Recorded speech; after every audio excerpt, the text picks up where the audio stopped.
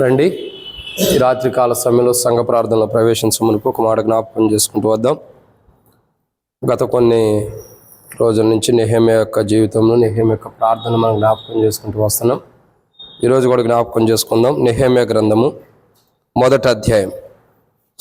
నెహెమ్యా యొక్క ప్రార్థనలో మనం జ్ఞాపకం చేసుకుంటున్నాం. 1వ అధ్యాయంలో నెహెమ్యా యొక్క ప్రార్థనలు దేని కొరకు చేస్తున్నాడు ఏంటి అన్నది. నెహెమ్యా గ్రంథము 1వ అధ్యాయము మనం జాగ్రత్తగా గమనించినట్లయితే ఇక్కడ ఒక మాట రాయబడుతూ వచ్చింది. ప్రియులారా, 4వ వచనాన్ని మనం జ్ఞాపకం చేసుకుంటూ వద్దాం. నెహెమ్యా గ్రంథము 1వ అధ్యాయము నెహెమ్యా గ్రంథము 1వ అధ్యాయము. ఇక్కడ మనం దేవుని యొక్క వాక్యాన్ని చూసినట్లయితే 11వ వచనం మొదట చదువుకుందాం. యెహోవా, చెవియొగ్గి నీ దాసుడైన నా మొరను, నీ నామమున భయభక్తులతో గణపరచుట యందు ఆనందించు నీ దాసుల మొరలను ఆలకించి ఈ దినమందు నీ దాసుని ఆలోచన సఫలపరిచి ఈ మనుషుడు నా యందు దయ చూపినట్లు అనుగ్రహించమని నిన్ను బతిమాలుకొనుచున్నాను అని ప్రార్థించి తిని, నేను రాజునకు గిన్నె అందించువాడినై ఉంటుని. కాబట్టి ఇక్కడ దేవుని యొక్క వాక్యం చూసినట్లయితే నెహెమ్యా యొక్క ప్రార్థన అని ప్రార్థించి తిని నెహెమ్యా ప్రార్థన చేస్తూ వస్తున్నాడు. 1వ అధ్యాయంలో నెహెమ్యా యొక్క జీవితం గురించి ఇప్పటికీ 3 వారాలు మనం జ్ఞాపకం చేసుకుంటూ వచ్చాం. ఇది 4వ వారం. నెహెమ్యా యొక్క అనుభవాన్ని మనం చూసినట్లయితే ప్రియులారా, 4వ వచనం కూడా ఒకసారి చదువుదాం. ఈ మాటలు, నెహెమ్యా గ్రంథం 1వ అధ్యాయం 4వ వచనం. ఈ మాటలు వినినప్పుడు నేను కూర్చుండి ఏడ్చి కొన్ని దినములు దుఃఖముతో ఉపవాసం ఉండి ఆకాశమందులి దేవుని ఎదుట విజ్ఞాపన చేసి తిని. నెహెమ్యా యొక్క జీవితంలో మరి ప్రాకారాలు కాల్చబడినవి అని తెలిసినప్పుడు నెహెమ్యా యొక్క స్థితి మనం చూస్తూ వస్తున్నాం. ఏం చేస్తున్నాడు నెహెమ్యా అన్నది ఒక 5 విషయాలు మనం చూడవచ్చు. నెహెమ్యా యొక్క జీవితంలో మరి ప్రాకారాలు కాల్చబడినవి అన్నప్పుడు నెహెమ్యా ఉంటున్న స్థితిగతులు ఒక 5 విషయాలు చూడవచ్చు. ప్రాకారాలు కాల్చబడినవి అన్నప్పుడు నెహెమ్యా ఉంటున్న స్థితిగతులు 5 విషయాలు మనం ధ్యానించవచ్చు. వాటిని మనం ధ్యానించమునపు ప్రభు నడిపింపుకొరకై చిన్న ప్రార్థన. మమ్మల్ని మిక్కిలికి ఎక్కువగా ప్రేమించిన ప్రియ పరలోకపు తండ్రి, పరిశుద్ధుడు అయిన దేవా, మీకు స్తోత్రములు. మీరు ఇచ్చిన కృపకై వందనాలు. ఈ సమయంలో తండ్రి కొన్ని మాటల వాక్యం ధ్యానించబోతున్న సహాయం చేయండి. దాసుడు కనులు యజమానుడి వైపు చూస్తున్నట్లు, దాసురాలు కనులు యజమానురాల వైపు చూస్తున్నట్లు మా కనులు మీ వైపు వీక్షిస్తున్నాం. మీరే సహాయం మన గురించి మహిమ పొందండి. దయచేసి నీ ప్రజల పక్షాన నీకున్న దయ చొప్పున దయతో నన్ను జ్ఞాపకం చేసుకోనండి. నాతో మాతో మీరు మాట్లాడండి. ఈరోజు వాక్యం అంతా దీవించండి. శత్రు సిగ్గు మీకు మహిమ తెచ్చుకోమని మాతో మాట్లాడి అక్కడ తీర్చమని ఈరోజు సంఘ ప్రార్థన ద్వారా మీరు మాకు ఏం బయలుపరచదలుచుకున్నారో మీ చిత్తం బయలుపరచండి. వాక్య పెలుగులో మా జీవితాలతో మీరు మాట్లాడండి ప్రభువా. ఈరోజు తండ్రి మరి వాక్యం ధ్యానించడానికి నాకు ఏమాత్రము యోగ్యత లేదని ఒప్పుకుంటున్నా. నిష్ప్రయోజకమైన దాసుడిని, ఎన్నిక లేని వాడిని, ఎందుకు పనికిరాని వాడిని, ఒట్టివాడిని, మట్టివాడిని అని ఒప్పుకుంటున్నా. దాసుడి కన్నులు యజమానుడి వైపు చూస్తున్నట్లు, దాసురాల కన్నులు యజమానుల వైపు చూస్తున్నట్లు మా కన్నులు మీ వైపు వీక్షిస్తుండగా మీరే సహాయం గురించి మహిమ పొందండి. దయచేసి నీ ప్రజల పక్షాన్ని నీకున్న దయ చొప్పున దయతో నన్ను జ్ఞాపకం చేసుకుని నాతో మాతో మీరు మాట్లాడమని మీ దయగల హస్తములకు అప్పచెబుతూ ఈరోజు ఈ యొక్క సంఘ ప్రార్థన ఎంతో దీవెనకరంగా ఆశీర్వాదకరంగా చేయమని, మాకును అవసరమైన వాటిలో పరలోకం నుండి మీరు అనుగ్రహించి మహిమ పొందమని, వాక్య వెలుగులో మా జీవితాన్ని సరిచేయమని ప్రార్థిస్తూ, దేవా మేము నెహెమ్యా లాంటి జీవితం కలిగి ప్రార్థన అనుభవం కలిగి ఉంటాను సాయం చేయమని, ప్రభువైన యేసుక్రీస్తు నామం వచ్చిన వారందరిని బట్టి స్తోత్రాలు. రావాల్సిన వారిని త్వరపడి తీసుకురండి. మధ్య మార్గంలో సకాలం నడిపించండి. ఎవరెవరు ప్రార్థించడానికి అక్కర్లు కొలది వచ్చారో నెహెమ్యాలాగా ప్రార్థించేవారికి సిద్ధపరచండి. తద్వారా ఆశీర్వాదాలు పొందుకునేవారికి సాయం చేయమని, ముందున్న సమయంతో దీవించమని ప్రభువైన యేసుక్రీస్తు నామం పేరిట విశ్వాసంతో స్తుతించి ప్రార్థించి అడిగెడుకుంటున్నాం తండ్రి, ఆమేన్. కాబట్టి దేవుని యొక్క వాక్యాన్ని మనం చూస్తూ వస్తున్నాం. నెహెమ్యా ప్రాకారాలు కాల్చబడినవి అన్నప్పుడు నెహెమ్యా యొక్క ఏం చూస్తున్నాం మనం? స్థితిగతులను చూస్తున్నాం. నెహెమ్యా యొక్క స్థితిగతులు, ప్రాకారాలు కాల్చబడినవి అన్నప్పుడు నెహెమ్యా యొక్క స్థితిగతులు ఎలా ఉండే అంటే ఒక 5 విషయాలు మనం చూడవచ్చు. అంటే అంత భారముతో ఉన్నాడు. స్థితిగతులు అని మనం అంటున్నామంటే అంత భారముతో ఉన్నాడు అని అర్థం. నెహెమ్యా ప్రాకారాలు కాల్చబడినవి అన్నప్పుడు మరి ఆయన ఉన్నటువంటి స్థితిగతులు అంటే ఆ భారమును మనం చూసినట్టయితే బైబిల్లో 5 విషయాలు చూడవచ్చు. దాంట్లో మొదటి మాటని ఇక్కడ మనం చూస్తున్నాం. నెహెమ్యా గ్రంథం 1వ అధ్యాయం 4వ వచనం. ఈ మాటలు వినినప్పుడు నేను కూర్చుండి నెహెమ్యా యొక్క జీవితంలో మనం జ్ఞాపకం చేసుకున్న మొదటి కోణం ఏంటంటే, నెహెమ్యా ప్రాకారాలు కాల్చబడి అన్నప్పుడు ఏమైపోయాడండి? కూర్చున్న అనుభవాన్ని చూస్తూ వస్తున్నాం. అంటే నెహెమ్యా యొక్క అనుభవంలో, నెహెమ్యా యొక్క జీవితంలో ప్రాకారాలు కాల్చబడి అన్నప్పుడు నెహెమ్యా యొక్క స్థితులు చూడగా, లేదా అతని యొక్క జీవితం చూడగా ఒకసారి ఏం చేయబడుతున్నాడంటే కూర్చుంటున్న అనుభవం. ఒక మాటలో చెప్పాలంటే కృంగిపోతున్నటువంటి స్థితిగతులు. ఏ స్థితిగతులండి? కృంగిపోతున్న స్థితిలో నెహెమ్యా ఉన్నాడు. కృంగిపోతున్నా కాదు, కృంగిపోయిన స్థితిలో నెహెమ్యా ఉన్నాడు. నెహెమ్యా యొక్క జీవితాన్ని మనం జాగ్రత్తగా గమనించినట్లయితే, ప్రాకారాలు కాల్చబడినవన్నప్పుడు, ప్రాకారాలు కాల్చబడినవని తెలియపరచబడినప్పుడు నెహెమ్యా యొక్క స్థితిగతులు చూడగా ఒకటి కృంగిపోయిన స్థితిలో ఉంటున్నాడు. అంటే అయ్యో, నా పితరులు నివసిస్తున్నటువంటిదే, నా పితరులు ఉన్నదే, నా పితరులు నివసిస్తున్నటువంటి ప్రాంతం అది, అంత గొప్ప యెరూషలేము, అంత గొప్ప ప్రాకారాలు, అయ్యో కాల్చబడినయా అని చెప్పి కృంగిపోతున్నాడు. కూర్చున్నాడు అంటే అర్థం ఏంటంటే ఒక కోణంలో కృంగిపోయాడు అని అర్థం. నెహెమ్యా యొక్క జీవితంలో మనం జాగ్రత్తగా గమనించినట్లయితే ప్రియులారా, కృంగిపోతున్నటువంటి అనుభవం ఒకటి ఉంది. నెహెమ్యా ఏం చేస్తున్నాడండి? కృంగిపోతున్నటువంటి అనుభవం. అంటే తన జీవితాన్ని మనం అర్థం చేసుకోగా, దేవుని యొక్క యెరూషలేము యొక్క ప్రాకారములు, దేవుని మందిరం అన్నా కానీ, దేవుని యొక్క ఏమంటారు ప్రజలుగా కాపాడటం కొరకు యెరూషలేము యొక్క ప్రాకారాలన్నా, నెహెమ్యా యొక్క జీవితంలో అవి కాల్చబడి అని తెలిసినప్పుడు వాటి విషయం ఎలా ఉన్నాడు? కృంగిపోతున్న వాడుగా ఉన్నాడు. అంటే నెహెమ్యా యొక్క జీవితంలో మొదటి అనుభవాన్ని ఇక్కడ మనం చూసేది ఏంటంటే, నెహెమ్యా కృంగిపోతున్నటువంటి అనుభవాన్ని మనం చూస్తున్నాం. ఈరోజు మన జీవితాల్లో దేవుని మందిరము లేదు, దేవుని మందిరం ఆగిపోయింది, దేవుని మందిరం కడతలేదు, దేవుని మందిరం కట్టడానికి కూడా శత్రువులు ఆపుతున్నారంటే మనం కృంగిపోతావా? అసలు మనం కృంగిపోం. ఏదో వస్తాం, మందిరానికి వస్తాం, ప్రార్థన చేస్తాం, ప్రభా మందిరం ఆగిపోయిందంటే ప్రభా ఎందుకు ఆగిపోయింది, ఇంకేమైనా ప్రార్థన చేస్తామంటే ఎవరి వల్ల ఆగిపోయిందో, ఎందుకు ఆగిపోయిందో ప్రభా నువ్వే చూసుకో ప్రభా అని మనం అంటాం. ఎవరి వల్ల ఆగిపోతుంది, ఎందుకు ఆగిపోతుంది అన్నది తర్వాత. నెహెమ్యా అట్లా ప్రార్థన చేశాడా? అట్లా కాదు. అయ్యో, నా పితరులు నివసించినటువంటి పట్టణం, నా యొక్క పితరులు ఉన్నటువంటి పట్టణం, నా దేవుని యొక్క పట్టణం అయ్యో కోల్చబడింది అని చెప్పి నెహెమ్యా ఏం చేస్తున్నాడు? కృంగిపోతున్నాడు. ఆయన స్థితిగతులు చూడగా, ఆయన యొక్క విధానం చూడగా ఎలా ఉన్నాడు? కృంగిపోయిన స్థితిలో ఉన్నాడు. కానీ ఈ రోజుల్లో ప్రజలు ఎలా ఉండారంటే, దేవుని మందిరం ఎట్ట అయిపోయినా పర్లేదు కానీ మనం బాగుంటే చాలు అన్నట్టుంది. ఎట్లా? దేవుని మందిరం ఎట్లుంటేమి, దేవుని మందిరం ఎట్లా ఉండ పర్లా, ఎన్ని కొట్లాట్లు, ఎన్ని గొడవలు, ఎంత పాడైపోయినా, ఎంత దరిద్రంగా ఉండా పర్లా, మనం బాగుంటే చాలన్న స్థితిగతులు మనుషుల్లో ఉన్నాయి. కానీ ఆనాడు నెహెమ్యా లేడు. యెరూషలేము ప్రాకారంలో అగ్ని చేత కోల్చబడినప్పుడు నెహెమ్యా యొక్క స్థితిగతులు చూడగా కృంగిపోతున్నాడు. అయ్యో, పట్టణం ఏంటి ఇలా కాలిపోయింది, అయ్యో పట్టణం ఏంటి ఇలా కాల్చబడిందని కృంగిపోతున్నాడు. అంటే కూర్చున్నాడంటే అర్థం ఏంటి? కృంగిపోతున్న అనుభవం నెహెమ్యాలో ఉంది. కానీ ఈరోజు ప్రజల యొక్క జీవితాలు, క్రైస్తవుల యొక్క జీవితాలు, విశ్వాసుల యొక్క, దేవుని ప్రజల యొక్క జీవితాలు ఏంటంటే యెరూషలేము ప్రాకారాలు అంటే దేవుని మందిరం అన్నా, దేవుని సన్నిధి అన్నా ప్రజలకి ఏంటంటే కృంగిపోయిన అనుభవం లేదు. కృంగిపోయిన అనుభవం అంటే ఆ భారంతో కూడిన జీవితం లేదు, ఆ భారభరితమైన క్రైస్తవ జీవితం లేదు, ఆ భారభరితమైన విశ్వాస జీవితం లేదు. అసలు దేవుని మందిరం లేదు, దేవుని మందిరం మనకు లేదే, మనం రెంటకుంటున్నామే, మనం రెంట ఎక్కువైపోతుంది, కట్టలేకపోతున్నామే, దేవుని సన్నిధి అంతా చాలా ఇబ్బందిగా ఉంది అన్న భారం, కృంగిపోయిన అనుభవాలు మనకు ఉండవు. మనకేముంటాయి? మందిరానికి వచ్చాము వెళ్తున్నాం, మందిరానికి వెళ్తున్నాం, ఇదే. అంటే ప్రియుల ప్రజలు ఎలా ఉన్నారో చూడండి. ఆనాడు నెహెమ్యా యెరూషలేము ప్రాకారాలు కోల్చబడినప్పుడు నెహెమ్యా యొక్క స్థితిగతులు చూడగా ఎలా ఉన్నాడండి? కృంగిపోయిన స్థితిలో కూర్చున్నాడంటే అర్థం ఏంటి? కృంగిపోతున్నాడు. ప్రాకారాలు అయ్యో కోల్చబడి అని కృంగిపోతున్నాడు. ఈరోజు నా క్రైస్తవ జీవితాల్లో, నా విశ్వాస జీవితాల్లో మనం దేవుని మందిరం అంటే ఎంతో ఆసక్తిగా ఉండాలి. దేవుని మందిరానికి ఏదైనా నష్టం జరిగిందంటే మన ఇంట్లో నష్టం జరిగినంతగా మనం కృంగిపోవాలి. అంతగా మనలో అంత బాధ, అంత వేదన ఉండాలి. కానీ నెహెమ్యాలో చూడండి ఎంత బాధ, ఎంత వేదన. ప్రియులారా, మొదటిగా యెరూషలేము ప్రాకారాలు, దేవుని యొక్క సన్నిధి, ప్రాకారాలు కోల్చబడి అని తెలిసినప్పుడు నెహెమ్యా యొక్క ఏం చూస్తున్నాము? స్థితిగతులు చూడగా ఎలా ఉండే? ఒకటి కూర్చుండిపోయాడు, అంటే కృంగిపోయిన అనుభవం ఉంటాడు నెహెమ్యా.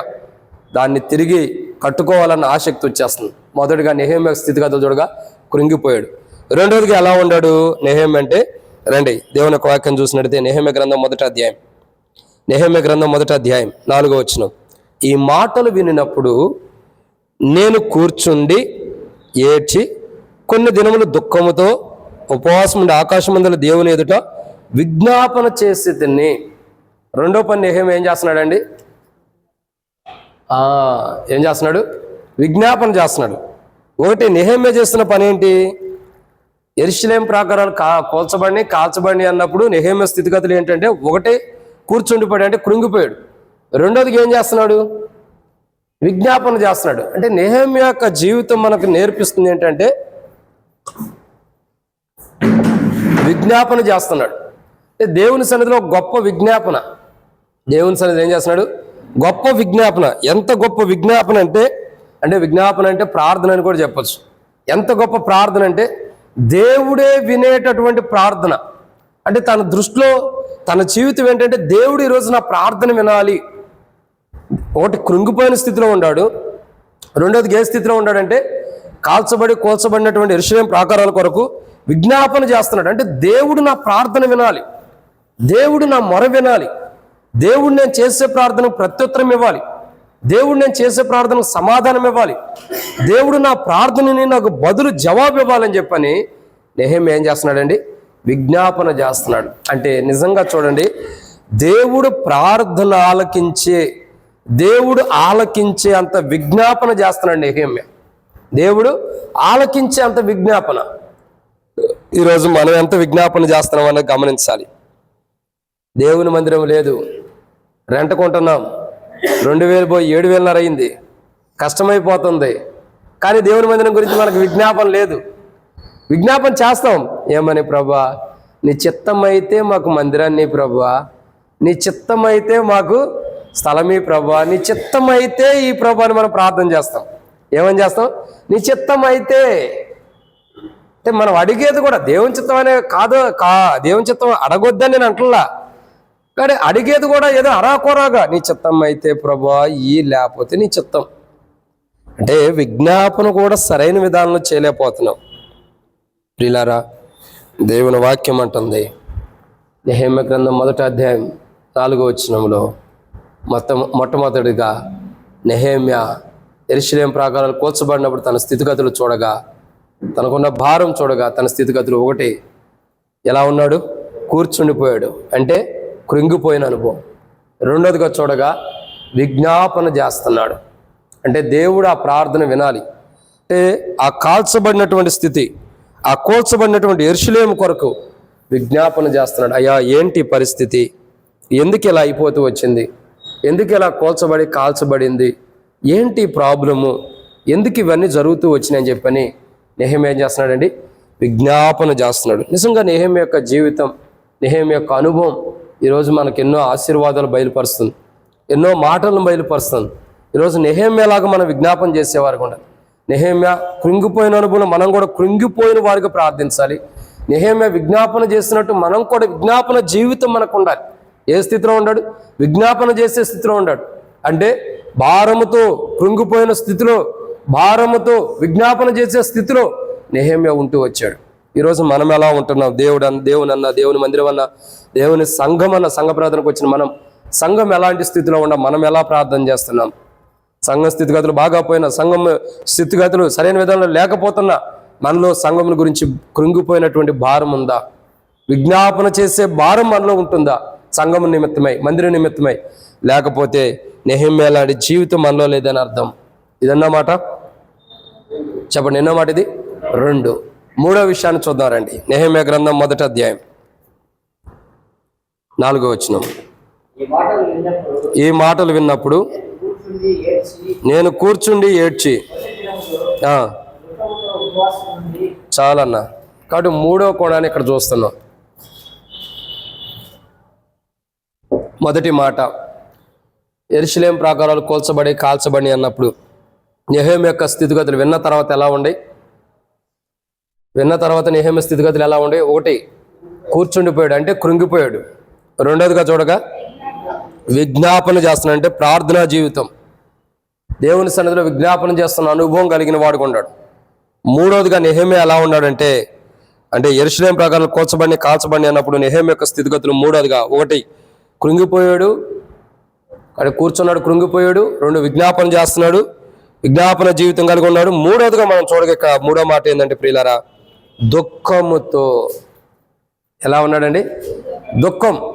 నెహెమ్యా యొక్క జీవితంలో మూడో అనుభవాన్ని మనం చూస్తున్నాం. నెహెమ్యా ఎలా ఉన్నాడు? దుఃఖముతో ఉన్నాడు. అంటే యెరూషలేము ప్రాకారాలు కాల్చబడి కోల్చబడి అన్నప్పుడు నెహెమ్యా యొక్క అనుభవం, నెహెమ్యా యొక్క జీవితాలు ఎలా ఉంటూ వస్తున్నాయంటే దుఃఖంతో ఉన్నాడు. ఈరోజు మనకు ఆ దుఃఖాలు లేవు. దేవుని మందిరం లేదన్న దుఃఖం లేదు, దేవుని మందిరం అవట్లేదన్న దుఃఖం లేదు, దేవుని మందిరం కావాలన్న దుఃఖం కూడా లేదు. కానీ నెహెమ్యా ప్రాకారాలు కాల్చబడి అనగానే దుఃఖంతో ఉంటున్నాడు. ఒకటి, కృంగిపోయాడు, కూర్చుంటున్నాడు. రెండు, విజ్ఞాపన కలిగిన జీవితం కలిగి ఉంటున్నాడు. మూడు, దుఃఖంతో ఉంటున్నాడు. నెహెమ్యా దుఃఖభరితుడైపోతున్నాడు. చాలా దుఃఖం.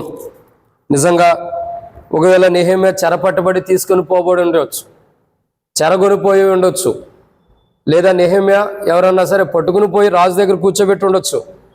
ఏ పరిస్థితులు అయినా సరే యెరూషలేములో లేడు నెహెమ్యా, వేరే చోట ఉన్నాడు.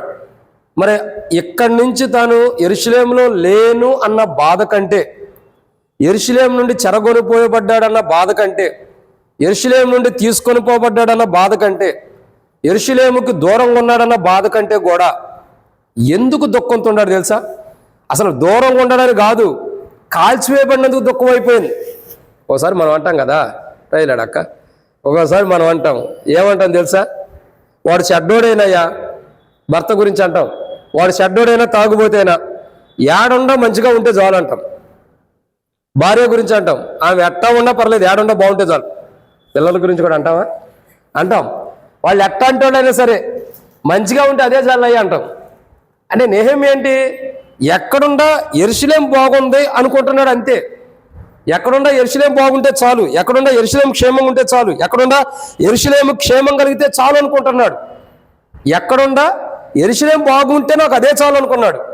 కానీ ఇప్పుడు నెహెమ్యా దగ్గరికి వెళ్ళిన వార్త ఏంటి? యెరూషలేము యొక్క ప్రాకారములు పడద్రోయబడి దాని గుమ్మములు కాల్చివేయబడినాయి. యెరూషలేము ప్రాకారాలు పడద్రోయబడి కాల్చివేయబడినాయి. ఈ వార్త నెహెమ్యా దగ్గరికి వెళ్ళగానే ఒకటి, నెహెమ్యా ఏం చేస్తున్నాడు? కూర్చుండిపోతున్నాడు దుఃఖంతో. ఒక రకంగా చెప్పాలి, కూర్చుండిపోవటం అంటే కృంగిపోయాడు. రెండు, విజ్ఞాపన అనుభవంలోకి వస్తున్నాడు. మూడు, దుఃఖముతో ఉంటున్నాడు, దుఃఖ సంద్రంలో ఉంటున్నాడు. ఏడుండా సరే పర్లేదో బాగుంటే చాలు అనుకున్నా, కానీ ఆ యొక్క ప్రాకారాలు ఇప్పుడు ఏం చేయబడ్డాయి? కాల్చబడ్డాయి, కోల్చబడ్డాయి అని దుఃఖం వచ్చేస్తుంది లోపల. నేను దూరంగా ఉండా, యెరూషలేము బాగుంటే చాలు అనుకున్నా, కానీ యెరూషలేముకు నేను దూరంగా ఉండే యెరూషలేము బాగుంటే చాలు అనుకున్నాను. కానీ అదే యెరూషలేము కాల్చివేయబడతాం కాదు, కాల్చివేయబడి కోల్దోబడింది. కాల్చివేయబడిందన్న మాట, కాల్చివేయబడుతుంది కాదు, కాల్చివేయబడ్డన్న మాట వినగానే ఆ దూరంగా ఉండే వాళ్ళ దుఃఖం మొదలైపోయింది. అయ్యో నా ప్రభువా, ఇదేంటి ఎలా జరుగుతూ వచ్చింది? 5వ వచనం చూసినట్లయితే నెహెమ్యా ఎట్లనగా, ఆకాశముందున్న దేవా యెహోవా, భయంకరుడైన గొప్ప దేవా, నిన్ను ప్రేమించి నీ ఆజ్ఞ అనుసరించి నడుచు వారిని కటాక్షించి వారితో నిబంధన స్థిరపరచువాడా. దుఃఖం వచ్చేస్తుంది లోపల, ఏం చేయాలో అర్థం కావట్లా. మాట విన్నాడు, యెరూషలేము ప్రాకారాలు పడద్రోయబడినాయి, కాల్చబడి అన్న మాట వినంగానే కృంగిపోయాడు, విజ్ఞాపన అనుభవంలోకి వచ్చేసాడు, దుఃఖంతో ఉంటున్నాడు. ఆ దుఃఖం ఎవరితో కూడా చెప్పుకోలేకపోతున్నాడు, ఎవరితో కూడా వర్ణించుకోలేకపోతున్నాడు. ఇది ఈ దుఃఖానికి కారణం ఇది, ఇలాంటి పరిస్థితి నాలో ఉంది, దీన్ని బట్టి నాలో దుఃఖం వచ్చేసిందని ఎవరో కూడా చెప్పుకోలేకపోతున్నాడు. అంటే ఎవరు చెప్పుకోలేక ఏం చేస్తున్నాడు? ఎవరికి చెప్పుకోలేక ఏం చేస్తున్నాడు? దేవునితో చెబుతున్నాడు, అయ్యా ఏంటి పరిస్థితి? భయంకరమైన దుఃఖం లోపలికి వచ్చింది. దుఃఖంతో ఉంటున్నాడు నెహెమ్యా. దేవునికి అప్పచెబుతున్నాడు, ప్రార్థన చేస్తున్నాడు, ప్రభా ఏంటి యెరూషలేము ప్రాకారాలు పడద్రోయబట్టం ఏంటి, కాల్చివేయబట్టం ఏంటి? నువ్వుండంగా ఈ పని జరగటమా? అసంభవం. ఒకవేళ ఇలా జరిగిందంటే మేము మా పితరులు పాపం చేస్తుంటాం, క్షమించు ప్రభువా. నెహెమ్యా 6వ వచనం చివర్లో అంటాడు మొదటి అధ్యాయంలో, నేను నా ఇంటి వారము పాపం చేస్తున్నాం ప్రభువా, దాన్ని బట్టే కూల్చబడి కాల్చబడి ఉంటే క్షమించు ప్రభువా. ఏ స్థితిలోకి వస్తున్నాడంటే నెహెమ్యా దుఃఖ సంద్రంలో మునిగిపోతున్నాడు. ఒక రకంగా చెప్పాలంటే దుఃఖాక్రాంతుడు అవుతున్నాడు. ఒక వ్యక్తి దుఃఖాక్రాంతుడు ఎప్పుడు అవుతాడు? ఒక వ్యక్తి బాగా దుఃఖంలో ఇప్పుడు ఉంటాడు. మొయ్యలేనంత భారం మీద ఉన్నప్పుడు దుఃఖాక్రాంతుడు అవుతాడు. ఎప్పుడు? మొయ్యలేనంత భారం. యేసు ప్రభు వారిని గురించి చూసినట్లయితే గెత్సెమనే తోటలో యేసు ప్రభు వారు ఎలా ప్రార్థన చేస్తున్నాడు? దుఃఖముతో, కన్నీటితో, వేదనతో ప్రార్థన చేసిన అనుభవాన్ని చూస్తున్నాడు. ఎందుకు ఆ వేదన? బరువు సిలువను మొయ్యాలి కదా. భరించలేనంత భారం మానవుడి మీద ఉంది, అంటే యేసు ప్రభు వారి మీద ఉంది. మానవుడు కాదు, యేసు ప్రభు వారి మీద. ఆయన రక్తమాంసం కలిగి ఉన్నాడు కాబట్టి భరించలేనంత భారం కొరకే ప్రార్థన చేస్తున్నాడు. కన్నీటితో, దుఃఖంతో చేస్తున్నాడు. దుఃఖం ఎందుకు ఉండిద్దంటే భరించలేనంత భారం. ఇప్పుడు నెహెమ్యాకి భయంకరమైన భారం తన మీద పెట్టినట్టు ఉంది. ఒక వ్యక్తికి ఎప్పుడూ జీవితం వస్తా 25 కేజీలు నెత్తి మీద పెడితే మోస్తాడా లేదా బరువు? అదే 50 కేజీలు పెడితే మోస్తాడు, కొద్ది దూరం మోస్తాడు. అదే 75 కేజీలు పెడితే కొద్ది దూరం మోసేవాడు ఇంకొద్ది దూరం ఆగుతాడు, కానీ మోస్తాడు కొంత దూరం. అదే 100 కేజీలు మోస్తే 100 కేజీలు పెడితే 2-3 అడుగులు వేస్తాడేమో, కింద పడిపోతాడు. అదృష్టం బాగుండి బ్రతుకుంటే కాలు చేయరిగితేనేమో ప్రార్థన చేస్తాం, దేవుని దగ్గరికి వెళ్ళిపోతేనేమో పరవశనాన్ని పాట పాడతాం, అంతకుమించి ఏముండదు. అంటే అర్థం ఏంటి? మొయ్యలేనంత భారం. ఇప్పుడు నెహెమ్యా దుఃఖాక్రాంతుడైపోతున్నాడు. ఎందుకు? మొయ్యలేనంత భారం నెహెమ్యా మీద ఉంది. దుఃఖముతో ఉన్నాడు అసలు నెహెమ్యా. అసలు దేవుని మందిరానికి వస్తున్నాం కదా, దేవుని సన్నిధికి వస్తున్నాం కదా, మందిరం గురించి మనకి ఎంత దుఃఖం ఉంది, మన పిల్లల రక్షణ గురించి మనకి ఎంత దుఃఖం ఉంది, మన కుటుంబం క్షేమం గురించి ఎంత దుఃఖం ఉంది, సేవకుడు ఆరోగ్యం గురించి వదిలేండి.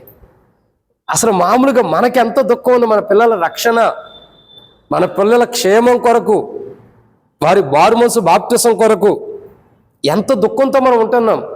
ఆ భారం ఏది? ఆ బాధ్యత ఏది? దేవుని మందిరం అంటే దుఃఖం లేదు, అంటే భారం లేదు. ఏదో ప్రార్థన చేయాలంటే చేస్తాం, దేవుని మందిరానికి వచ్చే ప్రభా మందిరం లేదు, మందిరం ఈ ప్రభా మేము ఎన్నో దినం నుంచి ఎదురు చూస్తున్నాం ప్రభా, మందిరం లేక ఈ ప్రభా అని ప్రార్థన చేస్తాం. ఒక భారం ఏది? పిల్లల రక్షణ భారం లేదు, మందిరం కావాలన్న భారం లేదు, ఇంకా సంఘం అభివృద్ధి భారం లేదు, సంఘంలో ఎవరైనా అసమాధానం ఉంటే సమాధానం పడాలన్నటువంటి భారం మనకు లేదు. అసలు దుఃఖమే మనకు లేనప్పుడు ఇవన్నీ మనకు ఎక్కడి నుంచి కలుగుతాయి? నెహెమ్యా దుఃఖంతో ఉన్నాడు. ఎందుకు ఆ దుఃఖం? యెరూషలేము కొరకు. యెరూషలేము ప్రాకారాలు పడద్రోయబడినాయి, కాల్చబడుతున్నాయి. వాటి కొరకు నెహెమ్యా ఎలా ఉన్నాడు?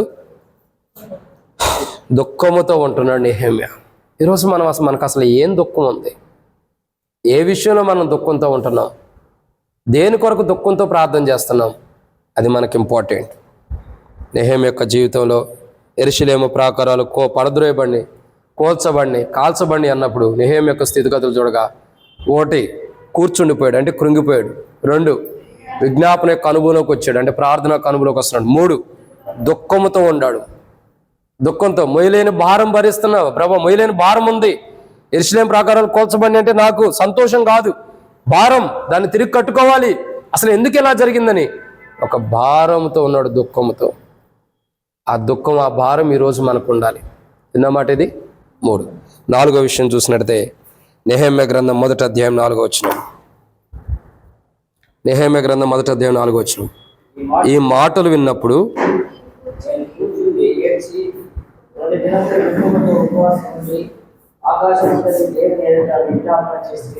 చాలన్నా.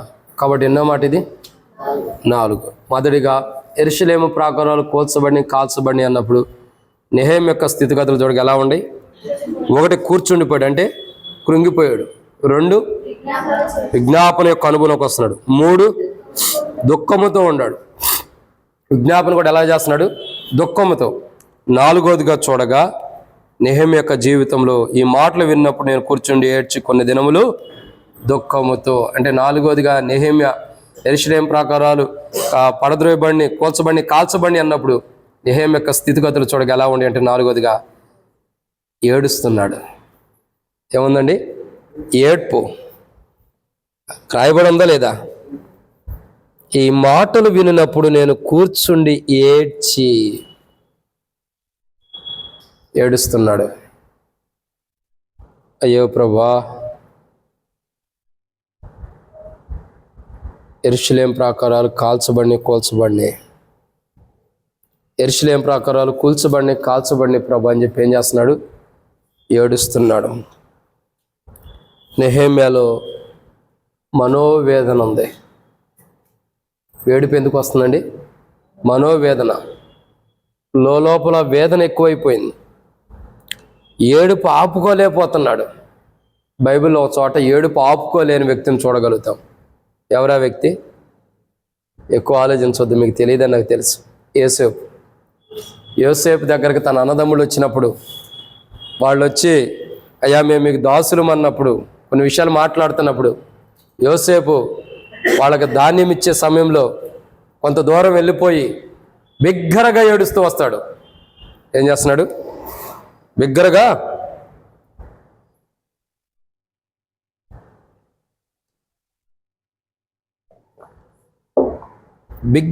ఏడుస్తున్నాడు. ఎవరు? యోసేపు పెద్దగా ఏడుస్తూ వస్తాడు. చాలా పెద్దగా కేకలు వేస్తూ ఏడుస్తున్నాడు. ఎందుకు బిగ్గరగా ఏడుస్తున్నాడు? ఆ మనోవేదన లోపట అట్టుంది. మనోవేదన అట్టుండిపోయింది లోపల. మనోవేదన అంటే లోపల ఉండేది, బయటకు కనబడేది కాదు. నెహెమ్యా యొక్క జీవితంలో యెరూషలేము ప్రాకారాలు కూల్చబడిని, కాల్చబడిని అన్నప్పుడు నెహెమ్యా యొక్క స్థితిగతులు చూడగా మనోవేదనతో ఉన్నాడు. ఏడుస్తున్నాడు అంటే అర్థం ఏంటి? లోపల మనోవేదన ఎక్కువైపోయింది, బయటకు చెప్పుకోలేకపోతున్నాడు. ఎంతో వేదన, ఎంతో దుఃఖం, అసలు బయటకు చెప్పుకోలేకపోతున్నాడు. ఎవరికి పంచుకోలేనంత బాధ. ఎవరి దగ్గరికి అని వెళ్ళయ్యా, మా పితృల్లో నివసిస్తున్నటువంటి ప్రాకారంలో కాల్చబడిని, కూల్చబడిని అంటే, ఒరే వాళ్ళు ఏం తప్పు చేసి ఉంటే ఇలా జరిగిందిరా, వాళ్ళు ఏం పాపం చేశారా అని అనరా? అంటారా లేదా? అంటారు. అన్నప్పుడు సిగ్గుసేటే కదా, అవమానమే కదా. ఎంత బాధ! ఎవరికి చెప్పుకోలేని స్థితిలో ఉన్నాడు, ఎవరికి పంచుకోలేని స్థితిలో ఉన్నాడు. అయ్యా ఏంటి పరిస్థితి, ఇలా ఎందుకు జరిగిందని ఎవరికి పంచుకోలేకపోతున్నాడు, ఎవరికి చెప్పుకోలేని స్థితిలో ఉంటాడు. అంటే అంత ఏడుస్తున్నాడు, అంతగా ఏడుస్తున్నాడు నెహెమ్యా. నెహెమ్యా యొక్క జీవితాన్ని మనం జాగ్రత్తగా గమనించినట్లయితే ప్రియులారా, ఏడుస్తున్నాడు. నాలుగోదిగా నెహెమ్యా యొక్క జీవితంలో మనం చూస్తున్నటువంటి మాట ఏంటంటే, నాలుగో మాట ఏంటి?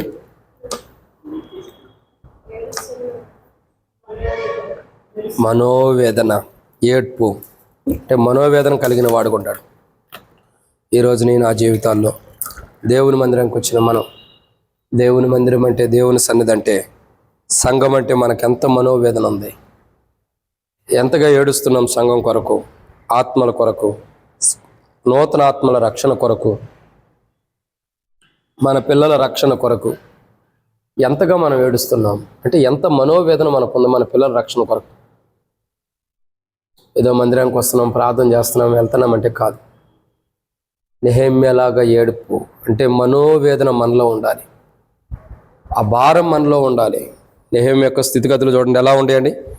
యెరూషలేము ప్రాకారాలు పడద్రోయబడిని, కూల్చబడిని, కాల్చబడిని అన్నప్పుడు నెహెమ్యా ఎలా ఉన్నాడు? మొదటగా కూర్చుండిపోయాడు, అంటే కృంగిపోయిన అనుభవం ఉన్నాడు. 2 విజ్ఞాపన చేస్తున్నాడు. 3 దుఃఖంతో ఉన్నాడు. 4 ఏడుపు, అంటే ఏడుపు అంటే మనోవేదనతో ఉన్నాడు. ఇక 5వదిగా మనం చూసినట్టయితే నెహెమ్యా గ్రంథం 1వ అధ్యాయం 4వ వచనం. నెహెమ్యా గ్రంథం 1వ అధ్యాయం 4వ వచనం. ఈ మాటలు వినినప్పుడు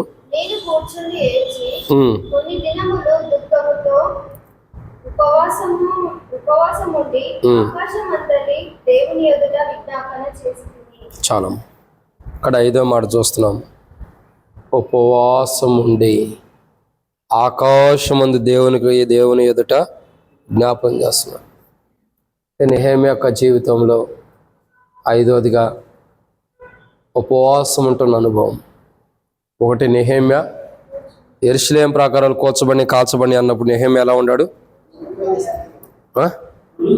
కృంగిపోయిన స్థితిలో ఉన్నాడు. కూర్చున్నాడంటే కృంగిపోయాడు. 2 విజ్ఞాపన చేస్తున్నాడు. 3 దుఃఖంతో ఉన్నాడు. 4 ఏడుస్తున్నాడు, అంటే మనోవేదనతో ఉన్నాడు.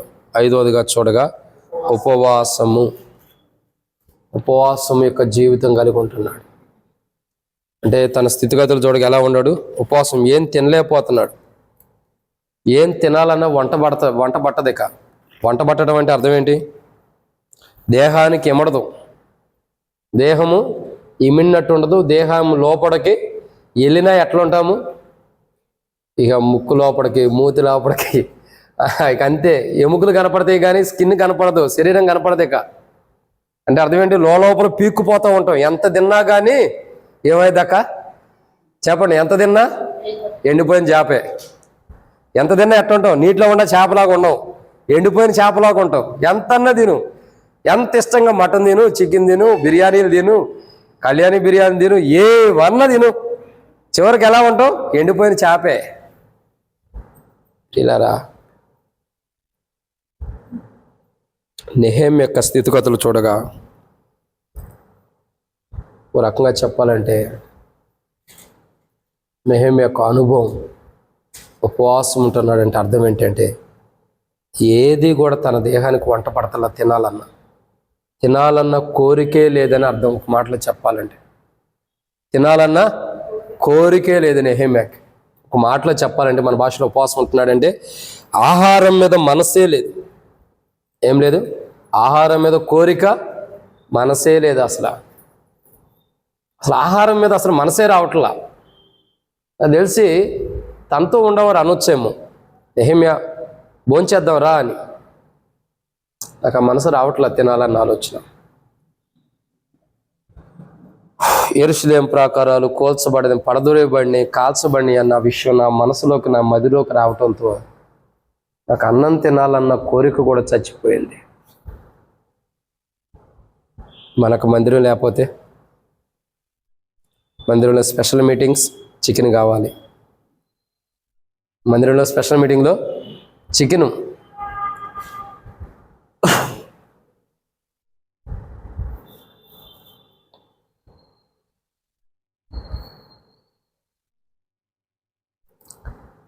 నెహెమ్యా లాంటి జీవితం మనకు లేదని మనం బాధపడాలి. చాలా బాధాకరమైన విషయం. అన్నం తినడానికి కూడా ఇష్టపడతారు అసలు. యెరూషలేము ప్రాకారాలు కూల్చబడి, కాల్చబడి అన్నప్పుడు పడద్రోయబడిన యెరూషలేము ప్రాకారాలు కాల్చివేయబడి అని వార్త వినంగానే నేను అనుకుంటా, బహుశా భోజనం చేసే టైంలో ఎవడన్నా చెప్పి ఉండొచ్చు, ఇలా అనుకుంటున్నా. లేదా భోజనం చేయకముందు చెప్పినా, భోజనం చేసేటప్పుడు ఆ ముద్ద కూడా గొంతులో నుండి దిగట్లా. అంటే భోజనం మీద మనసు ఇరిగిపోతుంది, ఆహారం మీద మనసు లేదు, ఆకలి అవుతుందన్న మనసు లేదు, తన కడుపు మీద తనకు మనసు లేదు. మనసంతా కూడా కాల్చివేయబడి కూల్చబడిన యెరూషలేము ప్రాకారాల మీద ఉంది. మనసంతా ఎక్కడుంది? కాల్చివేయబడి కూల్చబడిన యెరూషలేము ప్రాకారాల మీద ఉంది. నెహెమ్యా తినటానికి కూడా ఇష్టపడతలా, భోజనాన్ని కూడా దగ్గరకు తీసుకోవడానికి కూడా ఇష్టపడతలా. ఏదైతే అదైతే దేవుడు సమాధానం ఇచ్చేంతవరకు ఉపవాసం ఉంటున్నాడు. దేవుడు సమాధానం దయచేసేంతవరకు కూడా ఉపవాసం ఉంటున్నాడు. అసలు తిండి కూడా తినాలన్న ఆశ కూడా రావట్లా నెహెమ్యాకి. నాకు తెలుసు ఆ కోరికే రావట్లా, ఆహారం మీదకి ఆ కోరికే వెళ్ళట్లా. ఉపవాస ప్రార్థన వస్తే ఏం తినాలి, ఏ ఫ్రూట్స్ తెచ్చుకోవాలి, ఏం తినాలని మనకు ఆశ ఉండిద్ది. ఇప్పుడు లోకంలో 40 దినాలు ఉపవాస ప్రార్థన, లెంట్ డేస్ కదా, 40 days ఫాస్టింగ్ ప్రేయర్స్ జరుగుతాయి. మందిరానికి వెళ్ళక మునిపే అన్నీ సిద్ధం, దేవుని మందిరానికి వెళ్ళక మునిపే అన్నీ సిద్ధమైపోతాయి. ఏంటి, ఏం తినాలో ముందరే సిద్ధపరచుకుని వెళ్తాం. నెహెమ్యాకి అది కాదు. దేవుని మందిరం కాల్చబడింది, క్షమించండి, యెరూషలేము ప్రాకారాలు పడద్రోయబడి గుమ్మములు కాల్చబడి అన్నప్పుడు ఆకలి చచ్చిపోయింది. ఆకలి మీద మనసు లేదు, ఆహారం మీద దృష్టి లేదు, తినాలన్న కోరిక ఉంటల్లా. రాజు గిన్నె అందించేవాడు ఎలా ఉండాలా? నాలాగా ముఖం చిక్కిపోయినట్టు బక్క చిక్కిపోయినట్టు ఉండకూడదు. రాజు గిన్నె అందించేవాడు ఎలా ఉండాలా? ఎప్పటికప్పుడు నవ్వుతూ మృదువుగా చక్కగా తేటగా ఉండాలి రాజు ఎదుట. కానీ రాజు అంటాడు, నెహెమ్యా, నిన్న మొన్న ఉన్నట్టుగా నీ మొహం లేదేంటి? నిన్న మొన్న ఉన్నట్టు ఇప్పుడు నీ మొహం లేదేంటి అంటే అర్థం ఏంటి? ఆహారాన్ని కూడా తినాలన్న కోరిక కూడా చచ్చిపోయింది అసలు నెహెమ్యాకి. ఆహారం మీద మనసు లేదు. ఇప్పుడు దేని మీద మనసు ఉందండి? యెరూషలేము ప్రాకారాలు పడద్రోయబడి కాల్చబడినటువంటి ప్రాకారాల మీద, కాల్చబడినటువంటి ప్రాకారాల మీద మనసు ఉంది. అవి కట్టుకోవాలి, అది తిరిగి కట్టాలి, అది తిరిగి పునర్నిర్మాణం అవ్వాలి, దాని మీద మనసు ఉందే కానీ ఆహారం మీద మనసు లేదు. మనకు సంఘం నష్టపోతున్నా దాని మీద మనసు ఉండదు. ఏదో ప్రార్థన అయితే చేయాలని చేస్తాం అంతే. మనసు పెట్టి చేసేది వేరు, చేయాలని చేసేది వేరు. మనసు పెడితే ఆహారం మీద కూడా మనకు మనసు వెళ్ళదు. దేని మీద మనసు పెడితే ఎలా ఉండేది? ఇంకా వేరే వాటి మీదకి వెళ్ళిద్దా మన మైండ్? వెళ్ళదు. అంటే మనం దేవుని మందిరం మీద మనసు పెట్టలేకపోతున్నాం, సంఘం మీద మనసు పెట్టలేకపోతున్నాం, దేవుని మందిరం అంటే కూడా మనసు పెట్టలేకపోతున్నాం, దేవుని పరిచర్య మీద మనసు పెట్టలేకపోతున్నాం, దేవుని సువార్త మీద మనసు పెట్టలేకపోతున్నాం, ఇంకా మన పిల్లల రక్షణ మీద కూడా పరిపూర్ణమైన మనసు మనం పెట్టలేకపోతున్నాం. కుటుంబాలు క్షేమం కొరకు, బహుమానాల కొరకు, ఆశీర్వాదాల కొరకు, దీవెనల కొరకు పరిపూర్ణమైన మనసు మనం పెట్టలేకపోతున్నాం. నెహెమ్యా లాంటి జీవితం మనకు లేదు. నెహెమ్యా యెరూషలేము ప్రాకారాలు పడద్రోయబడి దాని గుమ్మములు కాల్చబడి అంటే ఆహారం మీద మనసు లేదు. ఆహారం తింటున్నాడా? ఎట్లా ఉన్నాడు చెప్పండి? ఎట్లా ఉన్నాడండి? 2వ అధ్యాయం చూడండి, నెహెమ్యా గ్రంథం 2వ అధ్యాయం మొదటి 2 వచనాలు ముగిచ్చేద్దాం, ప్రార్థనలోకి వెళ్దాం. నెహెమ్యా గ్రంథం 2వ అధ్యాయం మొదటి 2 వచనాలు.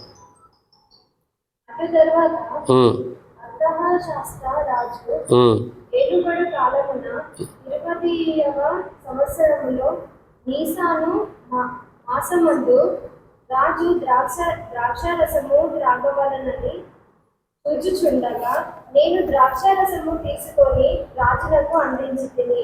అంతకు పూర్వము నేనెన్నడూ అతని యొద్దకు విచారముగా ఉండలేదు. కాగా రాజు, నీకు వ్యాధి లేదు కదా, నీ ముఖము విచారముగా ఉండలేని, నీ హృదయ దుఃఖము చేతనే అది కలిగినదని నాతో అనగా. అర్థమవుతుందండి నెహెమ్యా యొక్క జీవితం ఎలా ఉంది? పూర్వం నేనెన్నడూ అతని ఎదుట లేదు, అలా కనపడలా. నిన్న మొన్నగా ఉన్నట్టుగా నువ్వు లేవు, ఈరోజు కొద్దిగా మార్పులో ఉన్నావు. ఏమైంది నెహెమ్యా? కారణం ఏంటి అడుగుతున్నాడు. అంటే రాజు ఎదుటికి వెళ్ళినప్పుడు అప్పటికి నెహెమ్యా ఎలా ఉన్నాడండి? ఆకలితో ఉన్నాడు, కానీ ఆకలి మీద మనసు లేదు, భోజనం మీద మనసు లేదు. అంటే అర్థం ఏంటి? నెహెమ్యా యొక్క జీవితంలో ఉపవాసం ఉంటున్నాడు దేవుని సన్నిధిలో, యెరూషలేము ప్రాకారాల కొరకు ఉపవాసం ఉంటున్నాడు. ఆకలి లేదు, ఆహారం మీద మనసు లేదు, ఆహారం మీద దృష్టి లేదు, ఆహారం అంటే కోరిక లేదు, ఇది తినాలి అది తినాలి. రాజు దగ్గర ఉంటున్నాడు, ఏదైనా తినొచ్చు, ఏవైనా శ్రేష్టకరమైన తినొచ్చు, రాజు దగ్గర ఉన్న వ్యక్తికి అనుమతించవచ్చు, కానీ వాటి మీద మనసు లేదు. ప్రాకారాల మీద, యెరూషలేము ప్రాకారాల మీదే. ఈరోజు నీవు నేను ఎలా ఉన్నాం? ఏదో మన పితృల గురించి ధ్యానించుకుంటున్నాం, వాక్యం చదువుతున్నాం, ప్రార్థన చేస్తున్నాం, వెళ్తున్నామంటే కాదు. మనకు బైబిల్ ఎందుకు రాయబడింది? పరిశుద్ధ గ్రంథం అని గ్రంథానికి ఒక పేరు పెట్టి, ఈ గ్రంథంలో ఎన్ని గ్రంథాలు ఉన్నాయి? ఎన్ని గ్రంథాలు లిఖించబడి ఉన్నాయి? 66 పుస్తకాలు రాయబడి, ఆ గ్రంథాలు క్షమించండి, పరిశుద్ధమైన గ్రంథంగా చేర్చబడి 66 పుస్తకాలు రాయబడి మన చేతిలోకి ఎందుకు తీసుకురాబడుతూ వచ్చింది? మన పితరుల్లాగా మనం జీవించాలి. వారు దేవుని దృష్టిలో మంచి జీవితాన్ని జీవించకపోతే అలాంటి జీవితాన్ని జీవించుకోకుండా వాళ్ళు మంచి జీవితాన్ని జీవిస్తే అలాంటి మంచి జీవితాన్ని మనం జీవించాలని, మన పితరులు మంచిగా ఎవరు నడిచాడో అలాగ నడవాలని, చెడ్డగా ఎలా నడిచాడో అలా నడవకూడదని బైబిల్ మన చేతిలోకి వచ్చింది. మనం ఎలా ఉండాలా? మనం కూడా నెహెమ్యాలాగా ఉండాలి. నెహెమ్యా లాంటి ప్రార్థన జీవితం మనకు అవసరం. మన ప్రార్థన ఎలా ఉండాలి? నెహెమ్యా లాంటి ప్రార్థన మనం చేయాలి. ఎలా ఉండాలి? నెహెమ్యా ఎలా ఉన్నాడు? యెరూషలేము ప్రాకారాలు పడద్రోయబడి కోల్చబడి కాల్చబడి అన్నప్పుడు నెహెమ్యా ఎలా ఉన్నాడు? ఒకటి, కూర్చున్నాడు అంటే కృంగిపోయాడు. 2, విజ్ఞాపన యొక్క అనుభవంలోకి వస్తున్నాడు. 3, దుఃఖంతో ఉంటున్నాడు. 4, ఏడుస్తున్నాడు అంటే మనోవేదన ఉంది. 5, ఉపవాసం ఉంటున్నాడు అంటే అర్థం ఏంటి? తిండి మీద, ఆ తినే వస్తువుల మీద, ఆహారం మీద మనసు దృష్టి లేదు. ఎక్కడుంది దృష్టి? అంతా కూడా యెరూషలేము ప్రాకారాల మీద, పడద్రోయబడి కాల్చబడినటువంటి వాటి మీద మనసు ఉంది, కానీ ఈ తిండి మీద మనసు లేదు. ఈ రోజుల్లో మనం దేని మీద మనసు పెడుతున్నాం అంటే భోజనం మీద మనసు పెట్టొద్దు అని నేను అంటలేదండి. అసలు మా దేవుని మందిరం అంటే మనం ఎంత మనసు పెడుతున్నాం? కొన్నిసార్లు ప్రార్థన చేస్తాం, ప్రభా నీ చిత్తం అయితే మందిరమే, ప్రభా నీ చిత్తం అయితే నీ చిత్తాన్ని ఏర్పరచుకున్న స్థలం, నీ చిత్తంలో ఎక్కడుందో ప్రభా అంటాం. అంటే దేవుని చిత్తమే కాదని నేను అంటున్నా. దేవుడు తన చిత్తాన్ని బయలుపరిచిన ఇంకా దేవుని చిత్తం అంటా ఉంటే, దేవుడు తన చిత్తాన్ని ఇంకా మనం తెలియపరుస్తున్న ఇంకా నీ చిత్తం అంటే, నేను నా చిత్తాన్ని బయలుపరుస్తున్న ఇంకా నా చిత్తం అంటున్నారంటే వాళ్ళకి నా చిత్తాన్ని తీసేయటం మంచిది అనుకుంటే అసలు దేవుని మందిరం మన జీవిత కాలం అంతా కూడా మనం చూడలేం. మనకు ఒక భారం, ఆసక్తి ఉండాలి. ప్రియులారా, నెహెమ్యా లాంటి ప్రార్థన జీవితం మనకు అవసరం. కృంగిపోవాలా, విజ్ఞాపన యొక్క అనుభవంలో ఉండాలా, దుఃఖముతో ఉండాలా, ఎంతో భారముతో, మొయ్యలేనంత భారం ఎలా ఉంటుందో అలాంటి భారం కలిగి, ఇంకా ఏడ్చుచ్చు అంటే మనోవేదనతో ఉండాలా. 5వదిగా ఉపవాసం అంటే ఆకలి మీదను ఆహారం మీద మనసు ఉండకూడదు. మరి దేని మీద ఉండాలా? దేవుని మందిరం మీద. దేని మీద అక్క? దేవుని మందిరం మీద, దేవుని సన్నిధి మీద, దేవుని మందిరం మీద ఉండాలి మన మనసంతా కూడా. ఎక్కడ 2,000 రూపాయలు రెంటు, 2,500, ఇప్పుడు 7,500 కడుతున్నాం. మనం రెంట కట్టుకుంటా వెళ్ళటానికి ఇష్టపడుతున్నాం, కానీ దేవుని మందిరం కొరకు ఇష్టపడలేకపోతున్నాం. ప్రార్థన చేస్తున్నాం, మందిరం కావాలని, కానీ ఎలాంటి ప్రార్థన చేస్తున్నాం? నెహెమ్యా లాంటి ప్రార్థన అవసరం. నెహెమ్యాలాగా ప్రార్థన చేస్తే దేవుడు ఇస్తాడు. ఏదో ప్రార్థన చేయాలని ప్రార్థన చేస్తే దేవుడు ఎందుకు ఇస్తాడు? అందరూ హృదయాలను ఎరిగినవాడు, హృదయ రహస్యాన్ని ఎరిగినవాడు, హృదయాన్ని పరిశోధించేవాడు, పరీక్షించేవాడు. మనం ఎలా ప్రార్థన చేస్తున్నాం తెలుసు. అందుకే ఆయన కూడా ఆలస్యం చేస్తుంది. అర్థమవుతుందండి? నెహెమ్యా లాంటి భారం మనం ఉండాలి. సంఘం కొరకు, మందిరం కొరకు, సంఘం అభివృద్ధి కొరకు, సంఘ క్షేమం కొరకు. నేను నా కుటుంబం మందిరంలో ఉంటున్నామంటే కాదు, సంఘం అభివృద్ధి రావాలి, నూతన ఆత్మలు రావాలి, నూతన పరిచర్య జరగాలి, అద్భుతమైన పరిచర్య అభివృద్ధి ఉండాలి. ఈ భారం అంతా మనకు అవసరం. నెహెమ్యా నాకెందుకు అంటే యెరూషలేము ప్రాకారాలు కట్టేవాడు ఎవడున్నాడు? కాల్చబడినటువంటి యెరూషలేము ప్రాకారాలు కట్టేవాడు ఎవడున్నాడు? నాకెందుకులే అనుకుంటున్నాడా? ఇక్కడ ఉన్నాడా నెహెమ్యా? ఎక్కడో ఉన్నాడు. నెహెమ్యా అంటున్నాడు. నెహెమ్యా ఎక్కడో ఉన్న నెహెమ్యా అంటాం కదా, ఎక్కడో ఉన్న నెహెమ్యా దేవుని సన్నిధిలో పొంగిపోయిన అనుభవంలోకి వచ్చాడు. విజ్ఞాపన చేస్తున్నాడు. దుఃఖంతో అంటే భారంతో ఉన్నాడు. ఏడుస్తున్నాడు అంటే మనోవేదనతో ఉన్నాడు. ఉపవాసం అంటే ఆకలి మీద, ఆహారం మీద మనసు లేకుండా ఎక్కడో ఉండ కోల్చబడినటువంటి యెరూషలేము ప్రాకారాల మీద మనసు పెట్టుకుని ఉంటాడు. అందుకే తనకు దేవుని మందిరం, దేవుని సన్నిధి, దేవుని యొక్క ప్రాకారం మీద మనసు ఉంది కాబట్టి ఆ ప్రాకారాలు కట్టాలి. ఇది దేవునికి సంబంధించింది. ఇది నాది కాదు, నా ఇంటి వారిది కాదు, నా అన్నదమ్ములది కాదు, నా అక్క చెల్లెలది కాదు, నా కుటుంబీకులది కాదు, నా బంధువులది కాదు, ఇది నాకు సంబంధించింది కాదు, ఇది నా దేవునికి సంబంధించింది. ఈ ప్రాకారాలు కట్టాలన్న ఒక ఆశ భారంతో వచ్చాడు కాబట్టి 52 రోజుల్లో కంప్లీట్ చేసాడు పని. మనకి 52 సంవత్సరాలు పట్టినా కానీ మందిరం కట్టలేం. ఆయన 52 రోజుల్లో కట్టుకున్నాడు. 52 సంవత్సరాలు పట్టినా మనం మందిరం కట్టలేం. ఎందుకు కట్టలేం? 52 సంవత్సరాల్లో నెహెమ్యా లాంటి జీవితం ఎక్కడుంది? అలాంటి జీవితం ఒక్కసారి వచ్చినా దేవుడు కట్టేస్తాడు. కానీ రాదే. ప్రార్థన చేస్తాం. ఈ ప్రార్థన కాదు ఈరోజు కావాల్సింది. నెహెమ్యా లాంటి ప్రార్థన. యెరూషలేము ప్రాకారాలు పడదోయబడి కాల్చబడి అన్నప్పుడు నెహెమ్యా స్థితిగతులు ఎలా ఉండేది తెలుసా? 1, ఏడుస్తున్నాడు అంటే కృంగిపోయాడు. 2, విజ్ఞాపన చేస్తున్నాడు అంటే 3, దుఃఖంతో ఉన్నాడు అంటే భారంతో ఉన్నాడు. 4 ఏడుస్తున్నాడు అంటే మనోవేదంతో ఉన్నాడు. 5 ఉపవాసం అంటే తిండి మీద ఆహారం మీద మనసు లేదు, ప్రాకారాల మీదే మనసు ఉంది. ఈరోజు మనం ఎట్లాంటి మనసు పెట్టుకుని దేవుని మందిరానికి వచ్చాం? దేని మీద మనకు మనసు ఉంది? సంఘం, మందిరం క్షేమాభివృద్ధి, సంఘ క్షేమాభివృద్ధి, మందిరం క్షేమాభివృద్ధి, సంఘం యొక్క ఐక్యత, సంఘంలో సమాధానం, సంఘ క్షేమం కొరకు మనం మనసు పెట్టుకుని ఉన్నామా? లేదా వ్యర్థమైన వాటి వైపు మనసు పెట్టుకుని ప్రార్థన చేయడానికి వచ్చామా? నెహెమ్యా ఏ స్థితిలో ఉన్నాడో మనం చూస్తున్నాం. ప్రాకారాలు కాల్చబడిని, కూల్చబడిని, పడదోయబడిని అన్నప్పుడు కృంగిపోయాడు. ఆ కృంగుదల మనలో ఉందా ఈరోజు? కూర్చుండిపోయాడు, కృంగిపోయాడు. ఆ కృంగిపోయినటువంటి అనుభవం దేవుని మందిరం కొరకు, దేవుని సంఘం కొరకు, మందిరం పరిచర్యల కొరకు మనకు ఉందా? కృంగిపోయిన అనుభవం, భారం, విజ్ఞాపన చేసిన అనుభవాలు ఉన్నాయా? ఏడ్పు, క్షమించండి, దుఃఖం అంటే భారం, ఆ భారం మనలో ఉందా? ఏడ్పు, ఆ మనోవేదన మనకుందా? అయ్యో ప్రభా ఎల్షద్దాయ మందిరం సంఘం అభివృద్ధి అవ్వట్లా, అయ్యో ప్రభా ఎల్షద్దాయ ప్రార్థన మందిరం కట్టబడలా, అయ్యో ప్రభా మందిర స్థలం కావాలి అని ఎదుగుతున్నాం, దొరికిందన్న కట్టుకోవడానికి మాకు అవకాశం ఇవ్వు అని అసలు ఆ విజ్ఞాపన, భారం, ఆ యొక్క మనోవేదన మనకేది లేదు. మందిరానికి వస్తాం, ప్రార్థన చేస్తాం, ఏదో 2 మాటలు ప్రార్థన చేయాలని చేసేసి వెళ్ళిపోతాం. ఇది కాదు. నెహెమ్యా లాంటి జీవితం మనకు అవసరం. బైబిల్ ఎందుకు రాయబడి ఉందంటే అలాంటి జీవితాన్ని మీరు కలిగి ఉండాలని రాయబడింది. ఉపవాసం, ఆదివారం వస్తే మనం ఎన్నో చికెన్ తెచ్చుకోమా, మటన్ తెచ్చుకోమా, చేపలు తెచ్చుకుంటాం, ఏది కావాలంటే తెచ్చుకుని తింటాం. అంటే మనం ఆహారం మీద అంత మనసు పెడుతున్నప్పుడు తినొద్దని నేను అంటలా, అది తప్పని నేను అంటలా, స్పెషల్ అని తెచ్చుకుంటున్నాం. అంత మనసు పెడుతున్నప్పుడు వాటి మీద పెట్టిన మనసులో కొద్దిగా దేవుని మందిరం మీద ఎందుకు పెట్టలేకపోతున్నాం? పరిచర్య మీద ఎందుకు పెట్టలేకపోతున్నాం? సంఘ క్షేమం కొరకు ఎందుకు పెట్టలేకపోతున్నాం? సంఘం అభివృద్ధి కొరకు ఎందుకు పెట్టలేకపోతున్నాం? నూతన ఆత్మల కొరకు ఎందుకు పెట్టలేకపోతున్నాం? నూతనంగా బాప్తిస్తాలు తీసుకునే వారి కొరకు ఎందుకు మనసు పెట్టలేకపోతున్నాం? ప్రార్థన అయితే ఏదో చేయాలని చేయటం కాదు. నెహెమ్యా లాంటి కోణంలో మనం ప్రార్థన చేస్తే సంఘం అభివృద్ధి అయింది, మందిరం కట్టబడిద్ది, ప్రాకారాలు విస్తరించబడతాయి, పడిపోయి కూల్చబడిన ప్రాకారాలు తిరిగి కట్టుకుంటాము, దేవుని యొక్క మహిమను మనం చూడగలుగుతూ వస్తాం. ఆనాడు నెహెమ్యా 52 రోజుల ప్రాకారాలు కట్టుకుంది. నేటి దినాల్లో సతీష్ కుమార్ గారు 52 రోజుల్లో మందిరం కట్టలా. ఆ రోజుల్లో సాధ్యమైంది, ఈ రోజుల్లో సాధ్యం కాల. మరి ఆ రోజుల్లో ఆ దాసుడు సాధ్యం చేసిన దేవుడు ఈ రోజుల్లో సతీష్ కుమార్ గారికి సాధ్యం చేశాడు. ఆయన సాధ్యం చేసిన దేవుడు మనకు సాధ్యం చేయడా? మరి ఆ రోజుల్లో ఉన్న దేవుడే ఈరోజు సతీష్ కుమార్ గారికి ఉండరుగా, ఆ ఉన్న దేవుడు ఈరోజు మనకి లేడా? మరి ఎందుకు అవటం లేదు?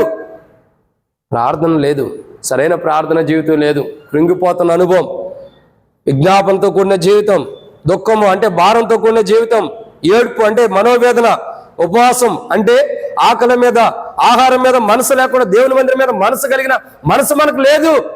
అందుకే మనం ప్రార్థన చేస్తున్నాము, మందిరం అట్లాగే దినదినాలు గడిచిపోతున్నాయి. ఇప్పటికి ఈ రూమ్లోకి వచ్చి ఎన్ని సంవత్సరాలు? నేను వచ్చి ఇది 4వ సంవత్సరం. నేను రాకముందు ఎన్ని సంవత్సరాలు? టోటల్ 5, మొత్తం 5 సంవత్సరాలు ఇక్కడికి వచ్చి. ఇంకే ఇలాంటి 5 సంవత్సరాలు ఇంకెన్ని జరగాలో? లేదంటే ప్రభు రావటం మంచిది. ఇక మనం ప్రార్థన చేసుకోవచ్చు, ఏమని? ప్రభా మందిరం వదిలే ప్రభా, నువ్వన్న త్వరగా రా ప్రభా అని ప్రార్థన చేద్దాం. ఇంకా మందిరం కోసం ఇంకెన్ని సంవత్సరాలు ప్రార్థన చేస్తాం? 5 సంవత్సరాలు అంటే ఎన్ని నెలలు చెప్పండి? 60 నెలలు. ఎన్ని రోజులు? 365 ఇంటూ 5 వేసుకోండి. 5 3 15, 5 6 30 అంటే ఎంత? దాదాపు 1900 రోజులు అయిపోయినాయి. అంటే 2000 రోజులు అయిపోయినాయి కుడియడంగా. అయినా ఇంకా మనం బయటికి వెళ్తానికి ఇష్టపడతాంలే, ఇంకా మందిరం అన్న కోరిక లేదు. ఏదో ప్రార్థన చేస్తున్నాం, చేయట్లేదని నేను అంటలా, కానీ నెహెమ్యా లాంటి ప్రార్థన లేదు. ఆ ప్రార్థన ఉన్నప్పుడు దేవునికి ఇస్తాడు. అంటే నెహెమ్యా లాంటి స్థితి ఈరోజు నీకు రావాలి. ఎలా స్థితి రావాలండి? నెహెమ్యా లాంటి స్థితి. యెరూషలేము ప్రాకారాలు పడద్రోయబడి కాల్చబడి అన్నప్పుడు నెహెమ్యా స్థితి ఎలా ఉందండి? 1 కూర్చున్నాడంటే కృంగిపోయాడు. 2 విజ్ఞాపన జీవితం ఉంది. 3 దుఃఖం అంటే భారంతో కూడిన జీవితం. 4 ఏడ్పు మనోవేదనతో ఉన్నాడు. 5 ఉపవాసం అంటే దేవుని మందిరం మీద మనసు ఉంది కానీ ఆకలి మీద, ఆహారం మీద మనసు లేదు. నెహెమ్యా లాంటి స్థితి మనకి ఈరోజు ఉంటే మందిరం ప్రాకారాలు కట్టబడతాయి, సంఘం అభివృద్ధి అయింది, సంఘ క్షేమాభివృద్ధి అయింది, సంఘ ప్రార్థనకు వచ్చిన మనం సంఘం కొరకు ప్రార్థించినప్పుడు సంఘం కూడా విస్తరించిద్ది, ప్రాకారాలు విస్తరించబడితే, నూతన ఆత్మలు వస్తాయి, సంఘ క్షేమం ఉంటుంది. ఎప్పుడు నెహెమ్యా ఎలాంటి స్థితి మనం ఉన్నప్పుడు, నెహెమ్యా ఎలాంటి స్థితిలో ఉన్నాడో అట్లాంటి అనుభవం కలిగి మనం ప్రార్థించినప్పుడు సంఘం అభివృద్ధి అయింది, కొత్త ఆత్మలు వస్తాయి, సంఘంలో క్షేమం ఉంటుంది, నెమ్మది ఉంటుంది, సమాధానం ఉంటుంది, మందిరం కట్టబడుతుంది, అన్నీ జరుగుతాయి. నెహెమ్యా లాంటి స్థితిగతులు మనకుంటే, అలాంటి అనుభవంలో ప్రార్థన చేస్తే, అలాంటి అనుభవం కాకుండా ఏదో వచ్చేలా ఈరోజు ప్రార్థన చేద్దాం, వెళ్ళిపోదాంలే, సంఘ ప్రార్థన కదా వచ్చి ప్రార్థన చేసి వెళ్ళిపోతున్నాను అన్నట్టుగా ప్రార్థన చేస్తే ప్రయోజనం లేదు, నిష్ప్రయోజకమైన విధానము. ఆ ప్రార్థనకి మనము ప్రతిఫలం కూడా పొందుకోలేం. కాబట్టి నెహెమ్యా లాంటి స్థితిగతులు కలిగి, నెహెమ్యా లాంటి ప్రార్థన మనం చేయనట్లు, యెరూషలేము ప్రకారం కూల్చబడినప్పుడు నెహెమ్యా ఏ స్థితిలో ఉన్నాడు? 5 అంతల అనుభవం.